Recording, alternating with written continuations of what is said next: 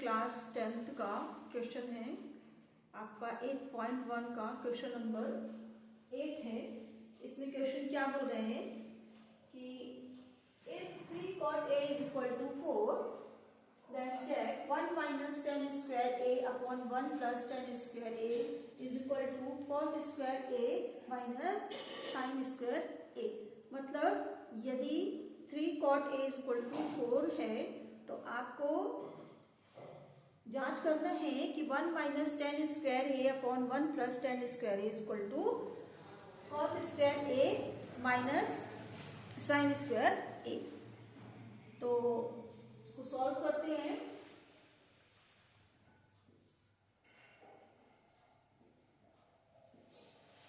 क्या होगा, आपको दिया है, क्या गिवन है आपको, 3 cot a is equal to 4। 3 cot a is equal to 4। तो यहां से हम इसको लिख सकते हैं कि cot a is equal to 4/3। हम इस 3 को इधर ले लेंगे तो ये बन गया 4/3। तो मतलब cot a, cot क्या होता है आपका, आधार अपॉन लंब। मतलब आपको किसी ट्रायंगल में आपको ये दिया है, ये मान लें आपका A है, ये B है और ये है आपका C। तो कॉट होता है आपका आधार बटे लंब, मतलब बेस अपॉन हाइट। तो बेस हो गया आपका 4 और हाइट हो गई आपकी 3।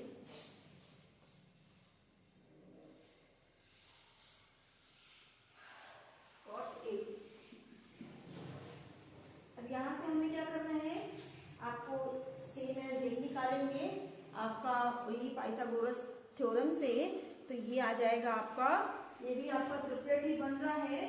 तो ये आपका ये वाली जो आएगी साइड वो 5 आएगी। चलिए देखते हैं कैसे 5 आएगी। तो यहां से हम राइट एंगल में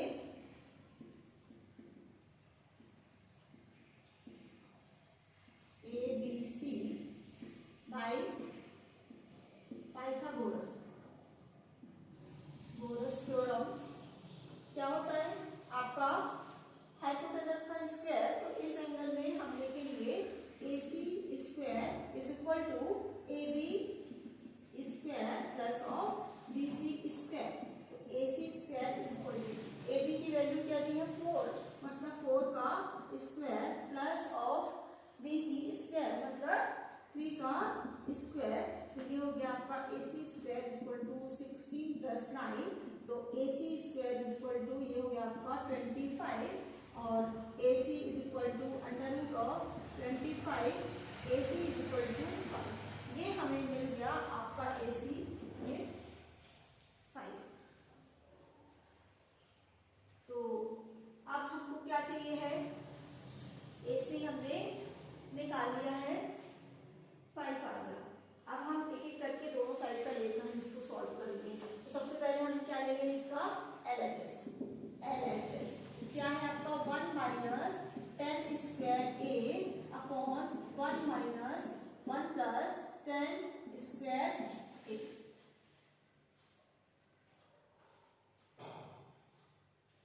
तो ये हो गया आपका 10 क्या होता है आपको tan a, जस्ट अपोजिट किसका, cot ऑफ a। तो आपका क्या हो जाएगा cot a मतलब tan a मतलब लंब अपॉन आधार, मतलब ये हो जाएगा आपका 3/4। तो यहाँ से हमने tan की वैल्यू यानी a की वैल्यू हमने निकाल ली है। तो ये हो गया आपका, इस पर जब हम पुट करेंगे तो जाएगा 1 माइनस टेन स्क्वायर a मतलब 3/4 whole square upon 1 plus 3/4 whole square. ये हमें मिल गया। अब हमको क्या करना है, ये हो गया आपका 1 माइनस 3 का square 9 upon 16 upon 1 plus 9 upon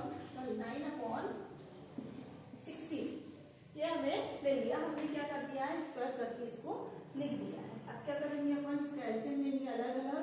तो ऊपर वाले का एलसीएम आया 16 और ये आया 16 माइनस 9 और इधर पे आ गया आपका 16 और एलसीएम लेंगे तो ये 16 प्लस 9।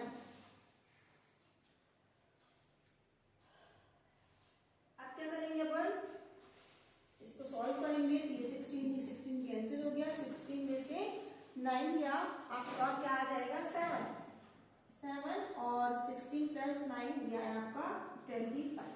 मतलब आपको 1 minus 10 square A upon 1 plus 10 square A is equal to क्या मिलेंगे आपका 7/25। इसको हमने क्वेश्चन नंबर 1 दे दिया। अब हम आरएचएस सॉल्व करेंगे तो आरएचएस क्या दिया हुआ है आपका आरएचएस इज इक्वल टू है आपका cos square A minus sign square A.